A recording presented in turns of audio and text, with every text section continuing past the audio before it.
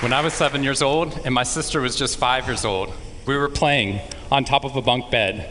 I was 2 years older than my sister at the time.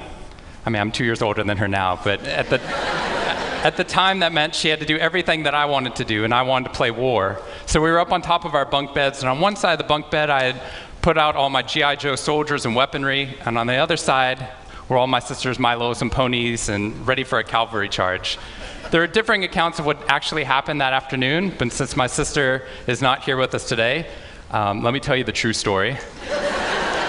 Which is my sister is a little bit on the clumsy side, and somehow, without any help or push from her older brother at all, suddenly Amy disappeared off of the top of the bunk bed and landed with this crash on the floor. And I nervously peered over the side of the bed to see what had befallen my fallen sister, and saw that she had landed painfully on her hands and knees on all fours on the ground. I was nervous because my parents had charged me with making sure that my sister and I played as safely and as quietly as possible. And seeing as how I had accidentally broken Amy's arm just 1 week before,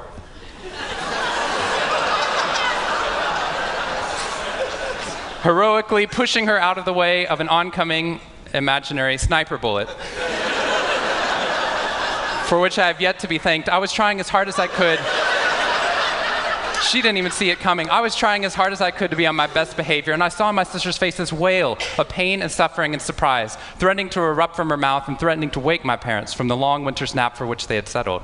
So I did the only thing my little frantic 7-year-old brain could think to do to avert this tragedy. If you have children, you've seen this hundreds of times before. I said, Amy, wait, don't cry, don't cry. Did you see how you landed? No human lands on all fours like that. Amy, I think this means you're a unicorn.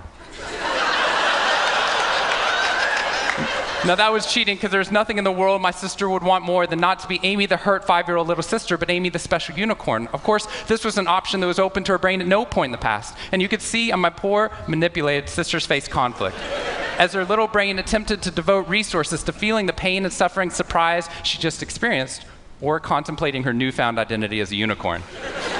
And the latter won out. Instead of crying, instead of ceasing our play, instead of waking my parents with all the negative consequences that would have ensued for me, instead, a smile spread across her face, and she scrambled right back up onto the bunk bed with all the grace of a baby unicorn. With one broken leg.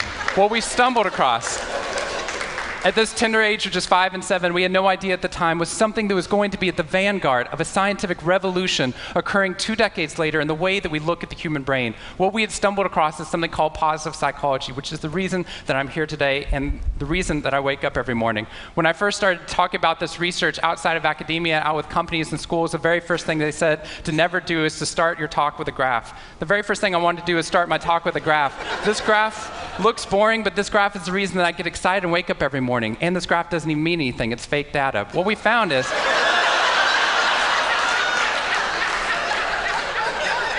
if I got this data back studying you here in the room, I would be thrilled, because there's very clearly a trend that's going on there, and that means that I can get published, which is all that really matters. The fact that there's one weird red dot that's up above the curve, there's one weird in the room, you know who you are, I saw you earlier. That's no problem. That's no problem, as most of you know, because I can just delete that dot. I can delete that dot because that's clearly a measurement error, and we know that's a measurement error because it's messing up my data. So one of the very first things that we teach people in economics and statistics and business and psychology courses is how, in a statistically valid way, do we eliminate the weirdos? How do we eliminate the outliers? So that we can find the line of best fit, which is fantastic if I'm trying to find out how many Advil the average person should be taking, too. But if I'm interested in potential, if I'm interested in your potential, or for happiness, or productivity, or energy, or creativity, what we're doing is we're creating the cult of the average with science. If I ask a question like, how fast can a child learn how to read in a classroom? Scientists change the answer to, how fast does the average child learn how to read in that classroom? And then we tailor the class right towards the average. Now, if you fall below the average on this curve, then psychologists get thrilled, because that means you're either depressed, or you have a disorder, or hopefully both. We're hoping for both, because our business model is if you come into a therapy session with one problem, we want to make sure you leave knowing you have 10. So you'll keep coming back over and over again. We'll go back into your childhood if necessary, but eventually what we want to do is to make you normal again. But normal is merely average. And what I posit, and what positive psychology posits, is that if we study what is merely average, we will remain merely average. Then instead of deleting those positive outliers, what I intentionally do is come into a population like this one and says, why? Why is it that some of you are so high above the curve in terms of your intellectual ability, athletic ability, musical ability, creativity, energy levels, your resiliency in the face of challenge, your sense of humor? Whatever it is, instead of deleting you, what I want to do is study you. Because maybe we can glean information, not just how to move people up to the average, but how we can move the entire average up at our companies and schools worldwide. The reason this graph is important to me is when I turn on the news, it seems like the majority of the information is not positive. In fact, it's negative. Most of it's about murder, corruption, diseases, natural disasters, and very quickly, my brain starts to think that's the accurate ratio of negative to positive in the world. What that's doing is creating something called the medical school syndrome, which if you know people who have been to medical school during the first year of medical training, as you read through a list of all the symptoms and diseases that could happen, suddenly you realize you have all of them. I have a brother-in-law named Bobo, which is a whole other story. Bobo married Amy the unicorn. Bobo called me on the phone from Yale Medical School. And Bobo said, Shawn, I have leprosy. Which even at Yale is extraordinarily rare. But I had no idea how to console poor Bobo because he had just gotten over an entire week of menopause. See, what we're finding is not necessarily the reality that shapes us, but the lens through which your brain views the world that shapes your reality. And if we can change the lens, not only can we change your happiness, we can change every single educational and business outcome at the same time. When I applied to Harvard, I applied on a dare. I didn't expect to get in, and my family had no money for college. When I got a military scholarship 2 weeks later that allowed me to go, suddenly something that wasn't even a possibility became a reality. When I went there, I assumed everyone else would see it as a privilege as well, that they'd be excited to be there. Even if you're in a classroom full of people smarter than you, you'd be happy just to be in that classroom, which is what I felt. But what I found there is while some people experienced that, when I graduated after my 4 years and then spent the next 8 years living in the dorms with the students, Harvard asked me to. Wasn't that guy. But what happened,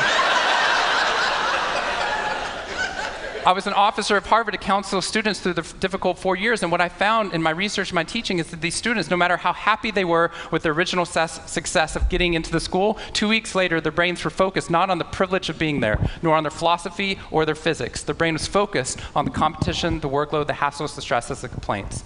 When I first went in there, I walked into the freshman dining hall, which is where my friends from Waco, Texas, which is where I grew up, I know some of you have heard of it. When they come to visit me, they look around, they say, this freshman dining hall looks like something out of Hogwarts from the movie Harry Potter, which it does. This is Hogwarts from the movie Harry Potter, and that's Harvard. And when they see this, they say, Shawn, why do you waste your time studying happiness at Harvard? Seriously, what does a Harvard student possibly have to be unhappy about? Embedded within that question is the key to understanding the science of happiness. Because what that question assumes is that our external world is predictive of our happiness levels. When in reality, if I know everything about your external world, I can only predict 10% of your long-term happiness. 90% of your long-term happiness is predicted not by the external world, but by the way your brain processes the world. And if we change it, if we change our formula for happiness and success, what we can do is change the way that we can then affect reality. What we found is that only 25% of job successes are predicted by IQ. 75% of job successes are predicted by your optimism levels, your social support, and your ability to see stress as a challenge instead of as a threat. I talked to a boarding school up in New England, probably the most prestigious boarding school, and they said, we already know that. So every year, instead of just teaching our students, we also have a wellness week, and we're so excited. Monday night, we have the world's leading expert coming in to speak about adolescent depression. Tuesday night is school violence and bullying. Wednesday night's eating disorders. Thursday night is illicit drug use. And Friday night, we're trying to decide between risky sex or happiness. I said, that's most people's Friday nights.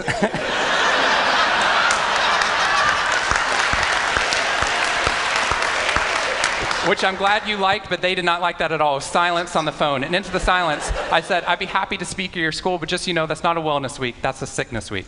What you've done is you've outlined all the negative things that can happen, but not talked about the positive. The absence of disease is not health. Here's how we get to health. We need to reverse the formula for happiness and success. In the past 3 years, I've traveled to 45 different countries, working with schools and companies in the midst of an economic downturn. And what I found is that most companies and schools follow a formula for success, which is this: if I work harder, I'll be more successful. And if I'm more successful, then I'll be happier. That undergirds most of our parenting styles, our managing styles, the way that we motivate our behavior. And the problem is, it's scientifically broken and backwards for two reasons. First, every time your brain has a success, You just change the goalpost of what success looked like. You got good grades, now you have to get better grades. You got into a good school, now you have to get a better school. You got a good job, now you have to get a better job. You hit your sales target, we're going to change your sales target. And if happiness is on the opposite side of success, your brain never gets there. What we've done is we've pushed happiness over the cognitive horizon as a society. And that's because we think we have to be successful, then we'll be happier.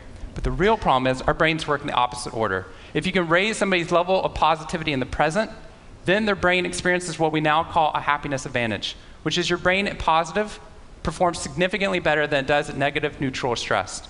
Your intelligence rises, your creativity rises, your energy levels rise. In fact, what we found is that every single business outcome improves. Your brain at positive is 31% more productive than your brain at negative, neutral, or stressed. You're 37% better at sales. Doctors are 19% faster, more accurate at coming up with the correct diagnosis when positive instead of negative, neutral, or stressed, which means we can reverse the formula. If we can find a way of becoming positive in the present, then our brains work even more successfully as we're able to work harder, faster, and more intelligently. What we need to be able to do is to reverse this formula so we can start to see what our brains are actually capable of. Because dopamine, which floods into your system when you're positive, has two functions. Not only does it make you happier, it turns on all the learning centers in your brain, allowing you to adapt to the world in a different way.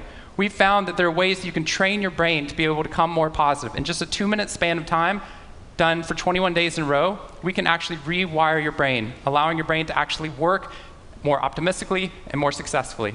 We've done these things in research now in every single company that I've worked with, getting them to write down 3 new things that they're grateful for 21 days in a row, 3 new things each day. And at the end of that, their brain starts to retain a pattern of scanning the world not for the negative, but for the positive first. Journaling about one positive experience you've had over the past 24 hours allows your brain to relive it. Exercise teaches your brain that your behavior matters. We find that meditation allows your brain to get over the cultural ADHD that we've been creating by trying to do multiple tasks at once, and allows our brains to focus on the task at hand.